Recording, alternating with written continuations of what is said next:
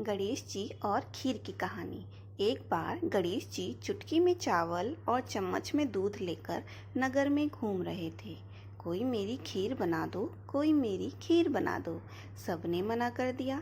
सब बोले, कैसा पागल है, क्या एक चुटकी में चावल है और चम्मच में दूध है, इसकी कोई खीर बन सकती है क्या? सबके मना करने के बाद गणेश जी एक झोपड़ी के बाहर आवाज लगा रहे थे। झोपड़ी से एक अम्मा निकल कर आई।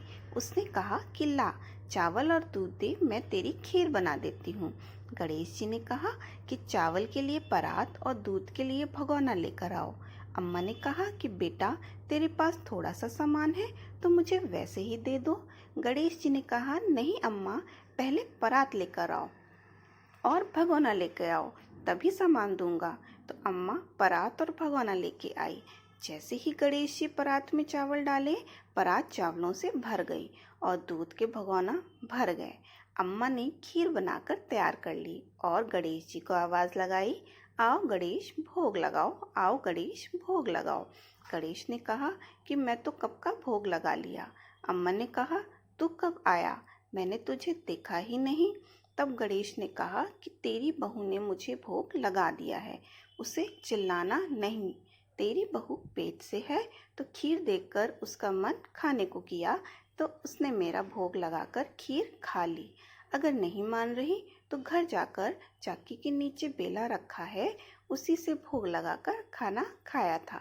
अम्मा ने कहा कि अब इतनी खीर का क्या करूं, खीर तो बहुत बन चुकी है। तो गणेश जी ने कहा, पूरे गांव को न्योता कर दे और सबको खीर खिलाओ और बांट दे। अगर फिर भी बच जाए तो अपने घर के 4 कोनों और 5वीं देहरी में गाड़ देना। फिर 3 दिन या 3 पहर के बाद उसको खोदना। इतना कहकर गणेश जी चले गए। अब बुढ़िया ने ऐसा ही किया, गांव को न्योता दे दिया। सब लोग खाना खाकर जा रहे थे। शाम को जब अम्मा का बेटा परदेश से वापस आया, उसने देखा कि भंडारा कहाँ हो रहा है। तब उसको किसी ने बताया कि यह भंडारा तेरी माँ ही कर रही है। घर जाकर लड़के ने पूछा। अम्मा ने अपने लड़के को सारी बात बताई कि किस तरह गणेश जी आए और चावल और दूध देकर चले गए। इतनी बात सुनकर लड़के ने अम्मा से कहा कि मेरे लिए प्रसाद नहीं बचाया। तो अम्मा ने कहा कि बची हुई खीर 4 कोनों और 5वीं देहरी में गाड़ दी है, निकाल कर खा ले। लड़के ने खोदना शुरू कर दिया। एक कोने में खोदी तो खीर की जगह सोने चांदी भरे थे। दूसरा कोना खोदा तो हीरा मोती भरे थे। तीसरा कोना खोदा, इसी प्रकार हर कोने में हीरा मोती सोने चांदी भरे थे। अब तो पूरे गांव में चर्चा होने लगी। सब लोग यह सोचकर दुखी हो रहे थे कि काश हम उस गणेश की खीर बना देते तो हमारे पास भी इतना धन दौलत होता। अब तो माँ बेटी की ठाट बाट हो गई। जैसे गणेश जी ने उन गरीबों की सहायता की, वैसे ही सबकी करना। जय श्री गणेश।